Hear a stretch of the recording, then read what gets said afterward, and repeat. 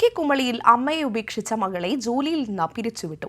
മക്കൾ ഉപേക്ഷിച്ച അവശനിലയിലായി മരണപ്പെട്ട അന്നക്കുട്ടിയുടെ മകളെയാണ് കുമളി ഗ്രാമപഞ്ചായത്ത് ഭരണസമിതി ജോലിയിൽ നിന്ന് പിരിച്ചുവിട്ടത്. വിവരങ്ങളുമായി ജോസൽ സെബാസ്റ്റ്യൻ ഇടുക്കിയിൽ നിന്ന് ചേരുകയാണ്.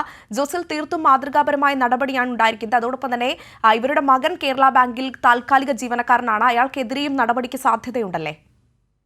അഞ്ജന, മക്കൾ ഉപേക്ഷിച്ചതിനെ തുടർന്ന് പോലീസ് ആശുപത്രിയിൽ എത്തിച്ച ഗ്രഹനാഥം മരിച്ച സംഭവത്തിൽ മക്കളായ സജിമോൻ, സിജി എന്നിവർക്കെതിരെ പോലീസ് കേസെടുത്തിരുന്നു. മുതിർന്ന പൗരന്മാരുടെ പരിപാലനവും ക്ഷേമവും ഉറപ്പുവരുത്തുന്ന 2007 നിയമപ്രകാരമാണ് കേസ്.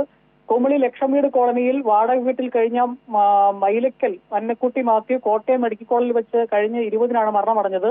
അന്നക്കുട്ടിയുടെ സംസ്കാരത്തിന് കളക്ടർ അടക്കമുള്ളവരാണ് നേതൃത്വം നൽകിയത്. ഇതോടെയാണ് പഞ്ചായത്തിലെ താൽക്കാലിക ജീവനക്കാരിയായ സിജിയെ ജോലിയിൽ നിന്ന് പിരിച്ചുവിട്ടത്. പഞ്ചായത്ത് കമ്മിറ്റി ഐക്യകണ്ഠേനയാണ് ഈ തീരുമാനമെടുത്തത്. അതോടൊപ്പം തന്നെ മകനായിട്ടുള്ള സജിമോൻ കളക്ഷൻ ഏജന്റായി ജോലി ചെയ്യുന്ന കുമളി കേരള ബാങ്ക് പോലീസ് നടത്തിയ റിപ്പോർട്ട് മേലുദ്യോഗസ്ഥന്മാർക്ക് കൈമാറിയിട്ടുണ്ട്. റിപ്പോർട്ടിന്റെ അടിസ്ഥാനത്തിൽ നടപടി ഉണ്ടാകുമെന്ന് ബാങ്ക് മാനേജർ പ്രതികരിച്ചിട്ടുണ്ട്.